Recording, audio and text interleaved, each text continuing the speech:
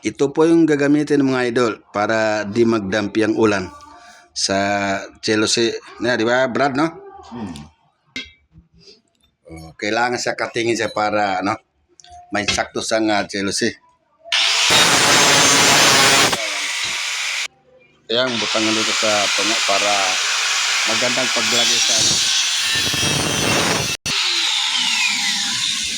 Ayan, natapos na mga idol.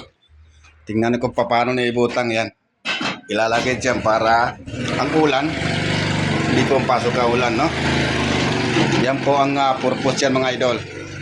Kung di ka marunong mga idol, anood lang kayo. Di ba, boss? So, ito namang isa. Di rin na siya. Nakikita nyo kung yan, nakating, ano? Kaya ibig sabihin yan, no? Di rin siya ibutang. Butang, may butang. Yan. Para hindi makapasok ang ulan. Isarado mo siya. Oh, kalak na siya, no? Kung aburian mo, ayan. Tiga! Okay, wala mang galing siya, no? Ayan. Ang ganda nga paggagawa mga idol.